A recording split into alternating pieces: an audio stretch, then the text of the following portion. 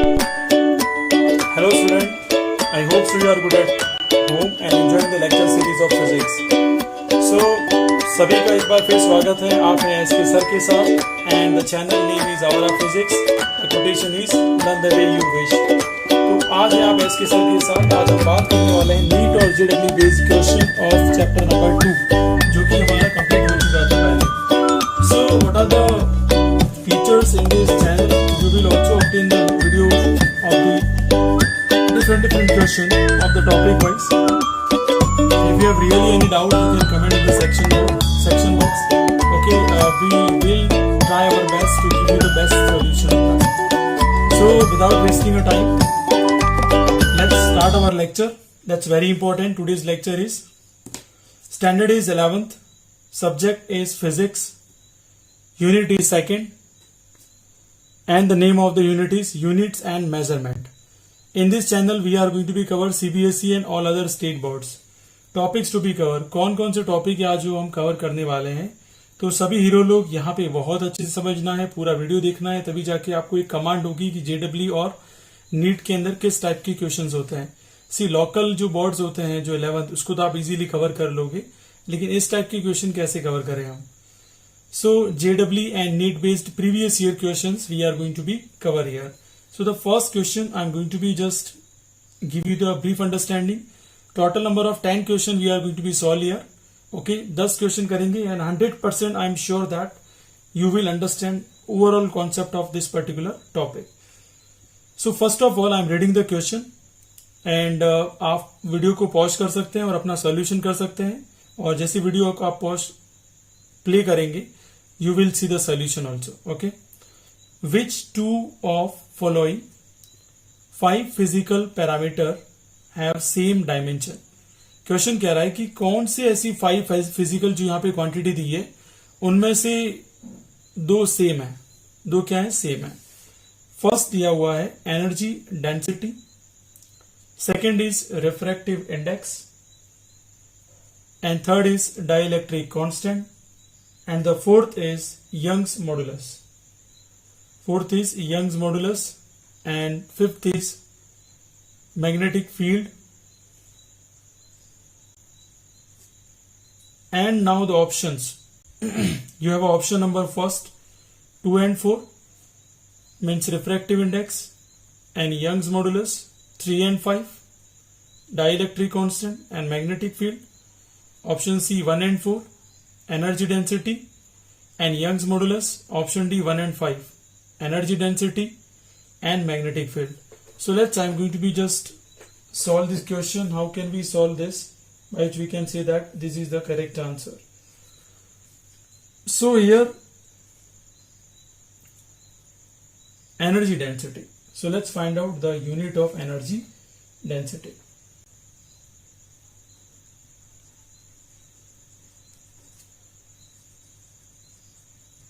Energy density, the basic formula of the energy density is energy per unit volume. Energy per unit volume. अगर energy per unit volume है तो energy की basic dimension हमें याद होनी चाहिए, जो कि आपको सिखाई थी मैंने वीडियो में, और नहीं सीखी है तो आप पीछे वाले वीडियो को देख सकते हैं। M1 L2 T-2 ये हुई एनर्जी की, जिसको बोलते हैं हम लोग force into displacement, force into displacement. तो एनर्जी की डायमेंशन ऊपर लिख दी, और नीचे वॉल्यूम की क्या होती है, मीटर क्यूब, और मीटर क्यूब को क्या लिखते हैं हम लोग, L⁻3। Now see that this L⁻3 will become in numerator, so M1 2 minus 3 because 3 will becomes minus and this is T-2. So this is M1 L-1 and T-2. So energy density we got it. See, refractive index, that is the C upon V, speed of light in air, speed of light in other medium. So it is unitless. Dielectric constant, that is the force in air and vacuum to force in other medium. So this is the force ratio, this is the ratio of the speed of light. So we are not going to be considered both of this. Young's modulus, see, refractive index dimensionless है, dielectric constant dimensionless है, but both are coming with different mathematical formula. fifth is magnetic field, and fourth is Young's modulus. So let's see Young's modulus. 2 and 4 नहीं हो सकते कभी भी. 3 and 5 भी नहीं हो सकते. C 1 and 4 देखना पड़ेगा. D 1 and 5. तो ये जो पेयर दिए वो तो नहीं हो सकते. अगर यूं देखा जाए कि रिफ्रैक्टिव इंडेक्स और डाइलेक्ट्रिक कांस्टेंट, तो ये दोनों के दोनों सेम देते हैं, मतलब ये दोनों यूनिटलेस है. क्या है? यूनिटलेस है. सो दूसरा मैं कर रहा हूं नंबर 4. यहां लिख देता हूं refractive index and dielectric constant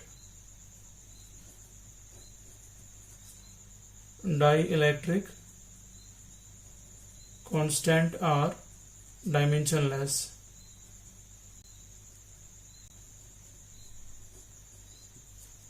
okay, dimensionless है, लेकिन इसका कोई पेयर हमें ऑप्शन 1 2 3 4 में नहीं मिल रहा है. ठीक है. Now let's talk about the fourth one. क्या है यहाँ पर? Young's modulus. थोड़ा सा डिफिकल्ट पड़ेगा आपको, बिकॉज आपने अभी सारे चैप्टर्स नहीं पढ़े. ठीक है, लेकिन यहाँ पर दो chapter second is completed, so I am going to be talk each and every one thing in detail. Young's modulus का फॉर्मूला होता है force upon, always remember, force upon length, I'm just writing length, surface tension, and divided by strain. So surface tension divided by strain, ये basic formula होता है किसका? Young's modulus का. तो यहां से अगर अच्छे से देखें आप, अगर थोड़ा सा ब्रेन यहाँ पर ओपन रखें, तो काफी कुछ चीजें बिल्कुल आसान तरीके से समझ में आएगी. यंग्स मॉडुलस का फॉर्मूला क्या है सर? तो आपको बोलना है sir force upon length, surface tension divided by strain. Strain means change in length divided by original length. तो ये लेंथ से ये लेंथ तो क्या होगी? कैंसिल. तो बचा कितना? फोर्स पर यूनिट एरिया हो गया. ठीक है. अब फोर्स पर यूनिट एरिया यहाँ पे बच रहा है, तो उसको कैसे करें? ठीक है, फोर्स पर unit area, sorry this is the area, so this is the pressure. okay, standard pressure upon strain. तो फोर्स पर यूनिट एरिया रह गया. This dimensions are same. L की डायमेंशन मीटर होती है और इसकी डायमेंशन भी मीटर होती है, तो मीटर से मीटर क्या हो गया? कैंसिल. तो बचा गया फोर्स अपॉन एरिया. तो फोर्स का डायमेंशन क्या होता है? m1 l1 t-2, and area की डायमेंशन क्या होती है? l2. So this is very easy. m1 +1 -2 t-2. तो यहां क्या हो जाएगा? m1 and this one is -1 and this is t-2. तो यहां पर भी डायमेंशन क्या आ चुकी है? सी, इसकी डायमेंशन है m1 l-1 t-2, energy density की. यंग्स मॉडुलस की भी हीरो लोग डायमेंशन क्या है? m1 l-1 t-2. सो दोनों की डायमेंशन सेम है, और वो कहां मिल रहा है हमें? 2 and 4 नहीं है, 3 and 4 नहीं है. C, yes, option C is the correct answer. 1 and 4. तो 1 है एनर्जी डेंसिटी और फोर्थ नंबर पे है यंग्स मॉडुलस. तो एनर्जी डेंसिटी और यंग्स मॉडुलस दोनों की डायमेंशन क्या आएगी? सेम आएगी. अगर ऑप्शन में ऐसा होता 2 and 3, तो 2 and 3 इज करेक्ट आंसर, लेकिन 2 and 3 कहीं पर भी दिया नहीं है. ओके, सो उम्मीद करता हूं क्वेश्चन फर्स्ट सारे हीरो लोगों को समझ में आ गया होगा. So let's we are moving towards the question number second. So पहले क्वेश्चन आप देख लीजिए अच्छे से.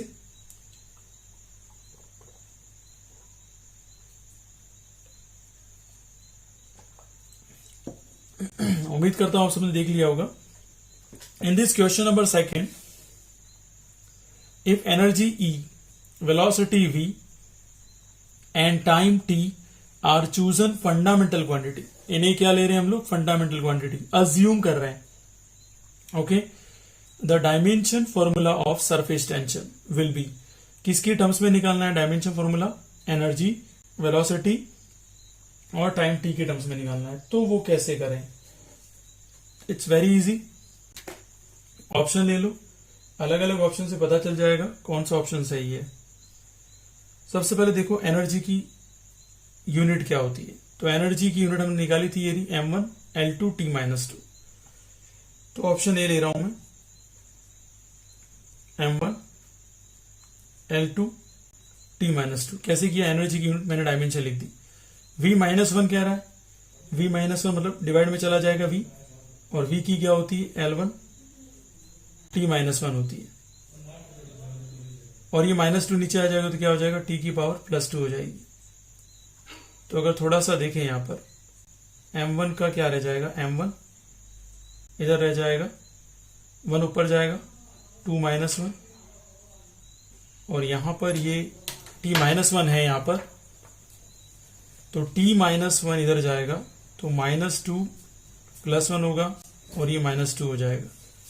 तो यहां पे आप देख सकते हैं क्या हो गया, यहां पर M1 और ये हो जाएगा +1, और ये हो जाएगा -4 +1। अब यहां पे देख सकते हैं आप 2-1 ये आ गया +1, और ये -2 -4 हो जाएगा, और ये तो ये हो जाएगा -3। अब आप बोलोगे सर आपने ऑप्शन क्यों लिया, तो यहां पर डियर स्टूडेंट ये समझना कि हमें सरफेस टेंशन को कौन सेट होता है यहां पे। So surface tension is equal to क्या होती है, फॉर्मूला यहां पे हो जाएगा फोर्स पर यूनिट लेंथ, और फोर्स की डायमेंशन क्या होती है M1 L1 T-2, और नीचे कितना आ जाएगा L1 आ गया, याद रखना M1 L1 T-2, तो सरफेस टेंशन फोर्स पर यूनिट लेंथ, तो ये L1 से L1 क्या हो गया कैंसिल। तो हमें ऐसी डायमेंशन चाहिए जो एक तो M1 आ जाए, इधर L की पावर 0 आ जाए, और T की पावर कितनी आ जाए -2 आ जाए, तो यहां पे ये चीज सेट होगी। सो उम्मीद करता हूं आपको दिमाग में लग गया होगा कि हमें क्या से दिमाग लगाना है। सबसे पहले तो हमें देखना है कि इस चारों ऑप्शन में कौन है जो सरफेस टेंशन की जो डायमेंशनल फॉर्मूला है कौन सा है, M1 L0 T-2 को सेट होता है। तो ऑप्शन ए तो बिल्कुल सेट नहीं हो रहा, बिकॉज M की पावर 1 L की पावर +1 और T की पावर -3 आया है। तो चलिए ऑप्शन बी देख लेते हैं। तो यहां पर जैसे ऑप्शन बी देखते हैं तो ई की यूनिट क्या लिखूंगा, यहां पे देख लीजिएगा ऑप्शन बी में क्या है, ई है और वी है, तो वी की पावर -2 है तो नीचे आ जाएगा ये डिवाइड में, और नीचे लिखेंगे इसको v², और टी को भी क्या लिखेंगे +2 लिखेंगे। ठीक है, ई की यूनिट लिख रहा हूं मैं, डायमेंशन यूनिट क्या होती है M1, और यहां आ जाएगी L2, यहां आ जाएगी T-2 आ जाएगी यहां पर, और ये आ जाएगा यहां पर L2, ये आ जाएगा यहां पर T-2 हो जाएगा, क्योंकि v की पावर 2 ले रहे हैं, v की पावर 2 मतलब वेलोसिटी की पावर 2 है, और इधर आ जाएगा T की पावर +2 हो जाएगी। तो +2 का +2 यहां पे है, तो यहां पे तो कोई प्रॉब्लम नहीं आनी चाहिए। ये -2 और ये +2 है, ये L2 से L2 क्या हो गया कैंसिल, -2 और +2 ये कितना हो जाएगा 0 हो जाएगा। M1 का M1 हो गया, और यहां पे आ जाएगा ये L0 आ जाएगा, और ये नीचे कितना है, ऊपर कितना है T-2 और नीचे कितना है T की पावर -2 और +2 हो जाएगा, तो ये कितना हो गया 0। फाइनली हमारे पास आंसर कितना है M1 L0 T-2। तो आप देख सकते हैं जैसे हमने सॉल्व किया, तो ये जो हमारी सरफेस टेंशन की जो डायमेंशन है फोर्स पर unit length M1 L1 T-2 और डिवाइडेड बाय L1 से L1 कैंसिल होकर हमारे पास डायमेंशन क्या आई थी M1 L0 T-2। Same to same dimension हमारे पास आ चुकी है ऑप्शन ई बी में, M1 L0 T-2। So the correct option is B, और बी पे ही आंसर आ गया, तो we can't solve the option C and D. I hope so you understood this. देखो ये क्वेश्चन जो फर्स्ट सॉल्व करवाया मैंने वो आया था AIPMT 2008 के अंदर, सेकंड जो क्वेश्चन आया था वो AIPMT 2015 के अंदर आया था। तो रिसेंट क्वेश्चन पे ज्यादा फोकस करना है, और रिसेंट क्वेश्चन पे ज्यादा फोकस करोगे तो आपके ऊपर एक कमांड हो जाएगी कि किस टाइप के क्वेश्चंस कॉम्पिटिटिव एग्जाम्स में आते हैं। तो ये कुछ चीजें आपको ध्यान रखनी है। So question number 3 I am going to be start here. आप अच्छे से समझिएगा, क्वेश्चन नंबर 3 भी एक बहुत इंपॉर्टेंट क्वेश्चन है जो कि AIPMT के अंदर आया हुआ है। If dimensions of a physical quantity are given by m to the power a, l to the power b, t to the power c, then the physical quantity will be। तो यहां पर आप देखेंगे ऑप्शन ए में देखते हैं force की value क्या है, if a is equal to 0, b is equal to -1, c is equals to 2। तो सबसे पहले मैं यहाँ पे फोर्स का निकाल लेता हूं ताकि आपको समझ में आ जाए। फोर्स की डायमेंशन क्या होती है M1 L1 T-2। अगर यहां कंपेयर करें हम किससे, MA LB TC, तो A की वैल्यू यहां पे हो रही है 1, B की वैल्यू यहां पे हो रही है 1 और C की वैल्यू क्या हो रही है -2। तो सीधी सी बात है, जो फोर्स में A की वैल्यू यहाँ 0 दी है, जबकि A की वैल्यू ओरिजिनली आती कितनी है 1, B की वैल्यू 1 आती है, -1 दी है, तो ऑब्वियसली बात है ऑप्शन फर्स्ट यहाँ पे हो गया रॉन्ग। ठीक है, अब बात करते हैं ऑप्शन नंबर सेकंड में हमें क्या दे दिया यहाँ पर, प्रेशर। तो प्रेशर को अगर देखें तो प्रेशर इज इक्वल टू, सभी को पता होगा फॉर्मूला क्या होता है, बेसिक फॉर्मूला, फोर्स पर यूनिट एरिया। तो आपको पता होना चाहिए, अभी हमने लिखा फोर्स की डायमेंशन एनालिसिस M1 L1 और T-2 होती है, और एरिया की बात करें तो एरिया का होता है L2, और इसे अगर सॉल्व किया जाए तो ये आ जाएगा आपका M1 1 - 2 और T की पावर कितनी आ जाएगी -2। तो देखिए आप, M1 आ गया, L की पावर -1 आ गया और T की पावर कितना आ गया -2। और यहां पर आप देखें तो A की वैल्यू कितनी आई है 1, B की वैल्यू कितनी आई है -1 और C की वैल्यू कितनी आई है -2 आ गई है। इसका मतलब आप देख सकते हैं प्रेशर यूं लिखा हुआ है और A की वैल्यू मैच हो गई है 1, B की वैल्यू मैच हो गई है -1 और C की वैल्यू -2 भी मैच हो चुकी है। इसका मतलब हमारा करेक्ट आंसर कौन सा है, ऑप्शन बी। तो इस टाइप की क्वेश्चंस AIPMT वगैरह में आते हैं, आपकी प्रैक्टिस ही आपको सक्सेस दिला सकती है नीट एग्जाम्स के अंदर। So now question number 4। सो उम्मीद करता हूं क्वेश्चन थर्ड आपको समझ में आ गया होगा। So question number 4 I am going to be read first. बहुत अच्छे समझिएगा, दिक्कत है, समझ में नहीं आ रहा है, so you can ask the questions. ऐसा नहीं बैठे हैं, कमेंट कर सकते हैं, मैं आपको हर चीज समझाने की कोशिश करूंगा। द डेंसिटी ऑफ मटेरियल, एक मटेरियल है जिसकी डेंसिटी दी हुई है और वो भी किस में दी हुई है, CGS सिस्टम में दी हुई है। किस में दी हुई है, CGS system of unit is 4 ग्राम पर सेंटीमीटर क्यूब। कितना दे रखा है, 4 ग्राम पर centimetre cube. In a system of units which unit of the length is 10 centimeter and unit mass is 100 ग्राम। देखो यहाँ 4 ग्राम पर सेंटीमीटर क्यूब था और यहाँ मास कितना है, 100 ग्राम है और लेंथ है 10 सेंटीमीटर। अब हमें निकालनी है density, the value of density of material will be. देखो एक टाइम पे CGS मतलब सेंटीमीटर ग्राम सेकंड एक सिस्टम है, ठीक है, वहां तब यूनिट क्या थी, 4 ग्राम सेंटीमीटर क्यूब। मतलब हमारी जो डेंसिटी थी वो क्या थी, 4 थी, लेकिन आप लेंथ भी चेंज कर रहे हैं, फिर आप मास भी चेंज कर रहे हैं, तो इसमें क्या चेंज आएगा। सबसे आसान तरीके से देखें तो यहां कंपेयर कर लेते हैं। एक तरफ CGS सिस्टम है, ठीक है, CGS सिस्टम में दिया था ये, और एक तरफ जो भी सिस्टम हमें गिवन है, ठीक है, गिवन सिस्टम मतलब हमें जो लेंथ दे रखी है सेंटीमीटर में और मास दे रखा है 100 ग्राम में। तो यहां अगर देखें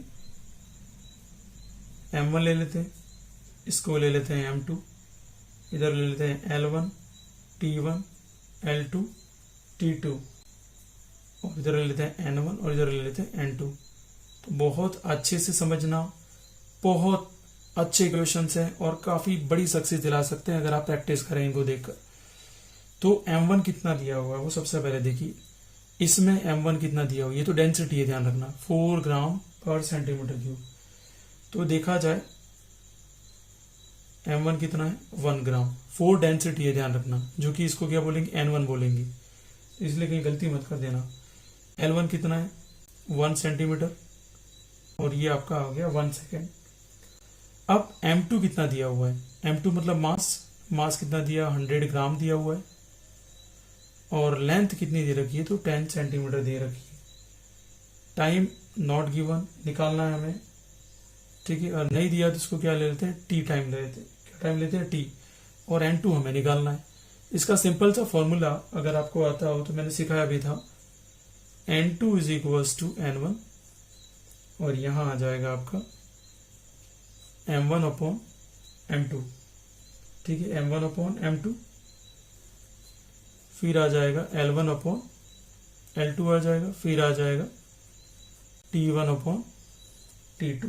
अब थोड़ा सा अगर दिमाग लगाएं तो फ्रॉम डायमेंशनल फॉर्मूला तो आपको पता होना चाहिए कि ये डेंसिटी की बात चल रही है। किसकी बात चल रही है? Density. Density is equals to होता है mass by volume.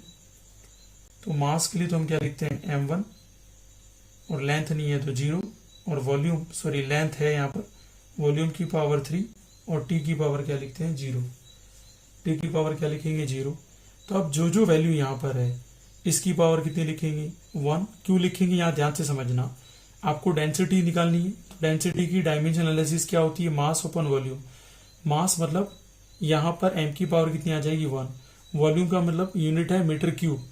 Metre cube मतलब लेंथ हो गई, तो लेंथ 3 टाइम्स है, तो l की पावर 3, और t की पावर यहाँ क्या आ जाएगा? 0। t की पावर क्या आ जाएगा? 0। यहां तक समझ में आया होगा। आप देखते हैं जो जो पावर है, तो मास का रेशो, लेंथ का रेशो, टाइम का रेशो, और ये फर्स्ट यूनिट जो हमें दे रखी थी 4 ग्राम पर सेंटीमीटर क्यूब। ये जो न्यू डेंसिटी हमें निकालनी है वो है n2। तो यहां अच्छे से देखें तो n2 is equals to n1 कितना दे रखा था? 4, और L1 L2 इसकी पावर क्या हो जाएगी? 3, और T1 T2 की पावर क्या हो जाएगी? 0। क्यों? मेरी मर्जी से नहीं लिया है, कोई मुझे ऊपर वाले ने सपना नहीं दिया है। हीरो लोग ध्यान से देखिए, हमने डायमेंशन एनालिसिस निकाला डेंसिटी का, m की पावर 1 तो m1 m2 की पावर 1, l की पावर 3, l1 अपॉन l2 की रेशियो की power 3, t1 upon t2 time 0 यहाँ पर, मतलब टाइम का कोई भी डायमेंशन एनालिसिस यहाँ पे है ही नहीं, मतलब डेंसिटी कभी टाइम पे डिपेंड ही करती नहीं है, इसलिए t की पावर 0, तो यहाँ t1 t2 की पावर भी क्या रख दिया? 0। इसको सॉल्व करें तो m1 की वैल्यू आप देख सकते हैं टेबल से 1 है, और m2 की वैल्यू कितनी? 100 है। फिर आगे और सॉल्व करें, L1 की वैल्यू कितनी है? 1 है, और L2 की वैल्यू कितनी है? 10 है। तो पावर कितनी होगी? 3 होगी। भाई पावर कितनी होगी? 3 होगी। इतना कोई टफ क्वेश्चन नहीं है, ध्यान रखना।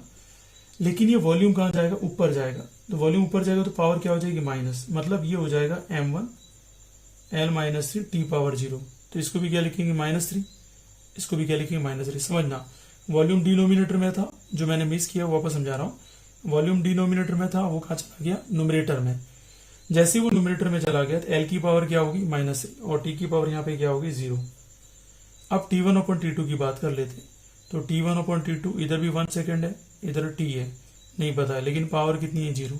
और आपको पता होगा सिंस 7 क्लास कि किसी की पावर 0 थी तो आंसर क्या आता है? 1 आता है। तो आप समझेंगे आप अच्छे से। n2 इज इक्वल टू 4 तो आ ही गया, और नीचे क्या आ जाएगा? 100 आ जाएगा, और ये 1/10 की पावर -3 है, तो ऊपर लाएंगे तो 10 की पावर क्या हो जाएगी? +3। तो इसे सॉल्व करें तो 4/100, और यहाँ आ जाएगा 1000। तो 2 जीरो से 2 जीरो क्या हो गए? कैंसल। तो n2 कितना आ गया? 40 ग्राम आ गया, 40 ग्राम पर सेंटीमीटर क्यूब। तो बहुत अच्छे से ध्यान रखना है, जो गिवन यूनिट है उसका आंसर आ गया है। कितना आंसर आया? 40 ग्राम। तो यहाँ पर कौन है 40? ऑप्शन ए 0.4, ऑप्शन बी बिल्कुल सही आंसर है, ऑप्शन बी। नहीं समझ में आता वीडियो को रिवाइज कर सकते हो। Any doubt you can comment in the comment box. So I hope so question number 4 आपको समझ में आ गया होगा। Now we are moving towards to the question number 5। अब यहाँ पे देख लीजिएगा आप, क्वेश्चन नंबर 5 में देखो, ये बहुत इंपॉर्टेंट क्वेश्चन है, और एरर बेस्ड क्वेश्चन आते ही आते हैं एग्जाम में, और काफी स्टूडेंट इससे परेशान हो जाते हैं। तो परेशान नहीं होना है, just be calm and try to understand what is the actual concept. So यहां देखेंगे क्वेश्चन नंबर 5। क्वेश्चन नंबर 5 को सबसे पहले मैं रीड कर रहा हूं, यहां पे समझ लेना। इन एन एक्सपेरिमेंट, एक एक्सपेरिमेंट हो रहा है यहां पर, उसमें 4 क्वांटिटीज है, जिसका नाम है यहां पर A, B, C and D are measured. तो आपने 4 रीडिंग ले ली, और उसमें परसेंटेज एरर आपको दे रखी है, with percentage error 1%, 2%, 3% and 4%। Quantity P is calculated as follows. P की वैल्यू दे रखी है आपको, P का फॉर्मूला A की पावर 3 है। फर्स्ट जो आपने मेजरमेंट लिया वो 3 पावर में, मतलब A की पावर क्यूब, B की power square divided by C and D। C की पावर 1 है, एंड D की पावर भी क्या है? 1 है। Percentage error in P is, इसका बहुत ही शॉर्ट ट्रिक समझा रहा हूं, बहुत अच्छे से ध्यान रखना, हर किसी में यही होगा। तो कैसे सॉल्व करें इस टाइप के क्वेश्चंस को? तो जो आपको दे रखा है, सबसे पहले देखो ए की पावर कितनी है 3, तो जो पावर है उसे आगे ले आओ। अपने को क्या निकालना है, परसेंटेज एरर किसमें निकालनी है, पी में निकालनी है। पावर कितनी, ए की पावर 3 को आगे ले आओ और क्या लिख दो, डेल्टा ए अपॉन ए, तो ये उसकी क्या होगी, एरर। ठीक है, ध्यान से समझना। फिर आगे प्लस करो, फिर पावर कितनी है, बी की पावर कितनी है 2, तो पावर आगे ले आओ और क्या लिख दो, delta B upon B, plus करो। अब देखो सी की पावर कितनी है 1, तो 1 इंटू डेल्टा सी अपॉन सी कर दो। फिर डी की पावर कितनी है 1, तो डेल्टा डी अपॉन क्या कर दो, डी। तो काफ़ी आसान क्वेश्चन हैं और कोई डिफिकल्ट क्वेश्चन नहीं है जो आपको समझ में नहीं आए या नहीं हो सकते। It's very very easy. Okay, अब 3 delta A upon A, error कितनी दे रखी है 1%, वैल्यू दे रखी है अपने को, तो डेल्टा ए अपॉन ए कितना दे रखा है 1। 2 डेल्टा बी अपॉन बी कितना दे रखा है 2%। फिर डेल्टा सी अपॉन सी कितना दे रखा है 3, और 1 का मल्टीप्लाई करो तो बात ये भी आने वाली है। डेल्टा डी अपॉन डी कितना दे रखा है 4%। अब यहाँ मल्टीप्लाई करके देखो, 3 + 4 + 3 + 4, तो काफ़ी सिंपल हो गया। 4 + 4 8, 8 और 3 11, 11 और 3 14, तो 14% आपकी एरर आ गई है। बट मैंने आपको बोला था पढ़ाते time, the error may be positive, the error may be negative, तो आपको आगे क्या लगा देना है, पॉजिटिव नेगेटिव। तो एरर कितनी आ गई है 14%, तो ऑप्शन बी हमारा करेक्ट आंसर हो जाएगा। उम्मीद करता हूँ आपको समझ में आई होगी शॉर्ट ट्रिक। एक और क्वेश्चन लेता हूँ एरर का, ताकि और अच्छे से आपको समझ में आ जाए। So first of all I am reading the question, so all the hero looks, यहाँ पे देखते रहना। The pressure on a square plate is measured by measuring the force on the plate and the length of sides of the plate by using the formula P is equals to F by L square. If the maximum error in the measurement of force and length are 4% and 2% respectively, then the maximum error in the measurement of pressure is. यहाँ पर भी वही आपको देखना है, P is equals to क्या दे रखा है, F by L स्क्वायर दे रखा है, और आपको निकालनी है एरर। क्या निकालनी है, error. So let's find out maximum error in P। सो काफी आसान है। पहले देखिए यहाँ पर फोर्स, तो फोर्स की एरर कितनी दे रखी है 4%। क्या फोर्स की पावर कितनी है, तो 1, तो आगे 1 ले लो और यहाँ कर दो मल्टीप्लाई में delta F upon F। Simple, very very very very simple. समझ में आ रहा होगा आप लोग को, ठीक है, वेरी गुड। प्लस फिर आप देखो L की पावर कितनी है 2, तो 2 आगे ले लो और यहाँ लिख लो delta L upon L। Plus करना है आपको, क्योंकि इसके हमने मैथमेटिकल टर्म्स भी डिराइव किए हैं। तो मैंने पहले जो प्रीवियस वीडियोज उसमें सब कुछ एक्सप्लेन किया हुआ है, कैसे ये फॉर्मूला बन रहा है, आप देख सकते हैं। Error in division, error in multiply, सब कुछ समझाया हुआ है मैंने, ठीक है। तो यहाँ 1 का 1 रहेगा। एरर इन फोर्स, फोर्स में एरर कितनी है 4% एरर है, तो यहाँ लिख दिया 4%। फिर एरर इन लेंथ, तो एरर इन लेंथ कितनी है 2%, तो यहाँ लिख दिया 2%। 4% प्लस 4%, तो आंसर कितना आ गया यहाँ पर 8%। So option A is not answer, option B भी नहीं है, तो ऑप्शन कौन सा आ जाएगा, सी। तो option C is the correct answer. I hope so कि आपको क्वेश्चन 6 तक समझ में आ गए होंगे। Now let's move to the next question number 7। So मजा आ रहा होगा, एंजॉय कर रहे होंगे लेक्चर सीरीज, आप ही के लिए सारी मेहनत कर रहा हूं मैं, ठीक है, ताकि आप लोग अपना फ्यूचर ब्राइट करें and you will crack the PMT as well as JW। The dimensional formula of torque, ये क्वेश्चन में पूछा हुआ था एम्स के अंदर, AIIMS के अंदर 2002 के अंदर, ठीक है। तो यहां पर पूछा है टॉर्क, तो सबसे पहले देख लीजिए टॉर्क का बेसिक फॉर्मूला क्या होता है। टॉर्क का बेसिक फॉर्मूला होता है यहाँ पर फोर्स इनटू परपेंडिकुलर डिस्टेंस। तो फोर्स की डायमेंशन क्या होती है देख लीजिए, M1 L1 T-2, ठीक है। और लेंथ है परपेंडिकुलर कोई भी है तो उसकी एल की पावर क्या हो जाएगी 1। अब यहाँ से देखें तो एम की पावर तो 1 ही रहेगी, लेकिन लेंथ की पावर ऐड हो जाएगी तो क्या हो जाएगा 2 और टी की पावर क्या हो जाएगी -2। अब आप देख सकते हैं कौन सा ऑप्शन मैच कर रहा है टॉर्क को। टॉर्क का बेसिक फॉर्मूला याद हो तो आप आराम से इस टाइप के क्वेश्चन जो 2002 में आए हुए हैं ये सारे रिपीट होते ही हैं किसी न किसी तरीके से, ठीक है। तो यहाँ ये नहीं मैच हो रहा, see this is the correct answer M1 L2 T -2। So option B is the correct answer. अब ये बिल्कुल बेसिक क्वेश्चन था, PMT में आया, प्री मेडिकल टेस्ट 2009 के अंदर। सो हीरो लोग क्या दिया हुआ है, the dimensional formula of light year. तो अगर किसी भी हीरो लोग को ये याद हो, light year is the unit of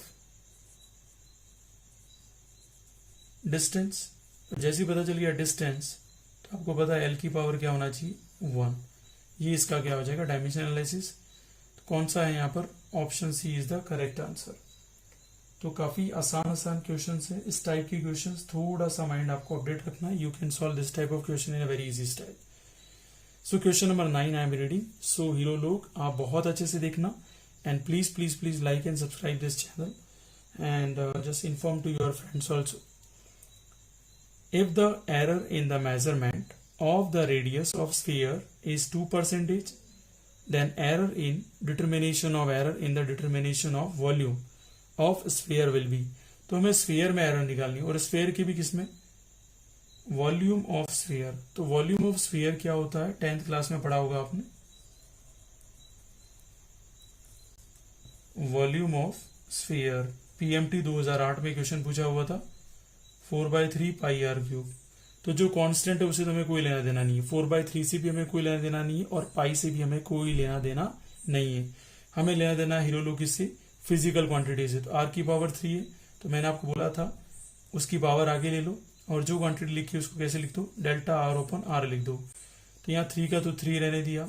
आप देख सकते हो कि आपको एरर दे रखी थी कितनी, 2%। कितनी दे रखी है 2। तो 3 का 3 और डेल्टा r/r की वैल्यू कितनी है 2%।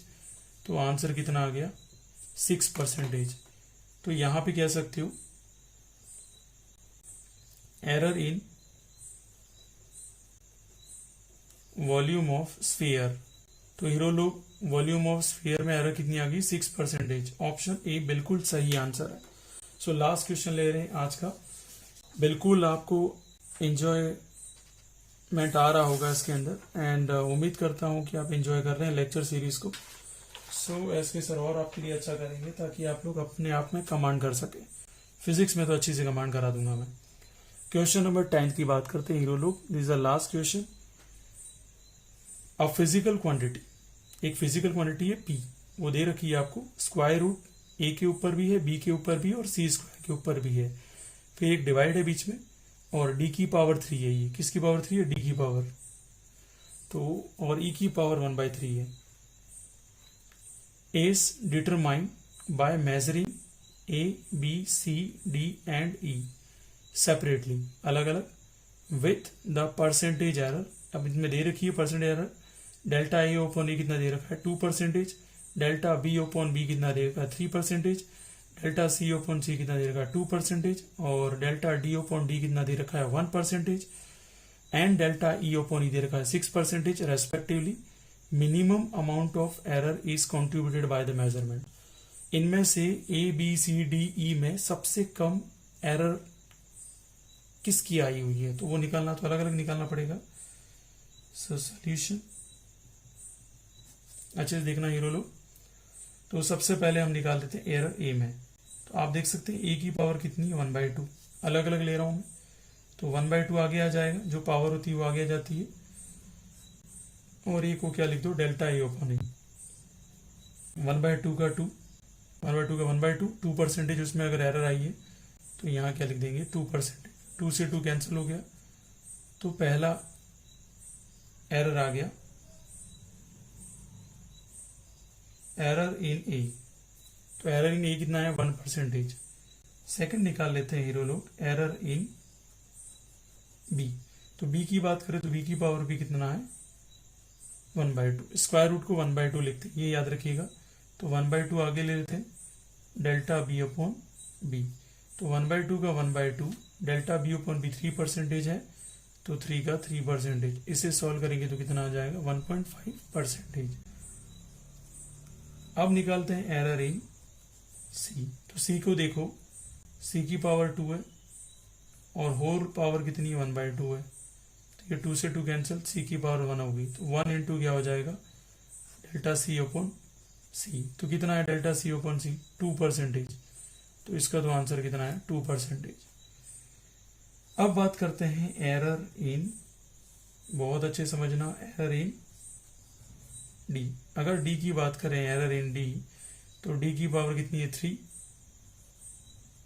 तो इसको आगे ले लेंगे, यहां लिख देंगे डेल्टा डी अपॉन डी। तो 3 और डेल्टा डी अपॉन डी, तो 1% है उसमें, तो ये कितना आ गया 3%। अब बात करते हैं एरर इन ई। ई की बात करें तो ई की पावर कितनी है 1/3 हीरो लोग आगे ले रहा हूं मैं, डेल्टा ई अपॉन ई 1/3 का 1/3, डेल्टा ई अपॉन कितना दे रखा है 6%, 6 का 6 लिख दिया और ये कैंसिल हुआ तो कितना है 2%। अब आराम से क्वेश्चन को समझिए, जिसने यहां पर मिनिमम एरर को कंट्रीब्यूट किया 1%, 1.5 है, 2 है, 3 और 2 है, इन सब में सबसे कम कौन है, तो 1% सबसे कम है। किसकी है ये, ए की है एरर, तो ऑप्शन ए नहीं हो सकता, बी बिल्कुल सही आंसर है बी। उम्मीद करता हूं एस के सर के थ्रू जो भी आपको समझाए हैं previous year question of JW and NEET आपको समझ में आए होंगे। So thank you so much. Next video में मिलते हैं फिर चैप्टर नंबर 3 के साथ। सो फिर बने रहिए लगातार इसके सर के साथ। Thank you so much. जय जवान जय किसान। Have a good day.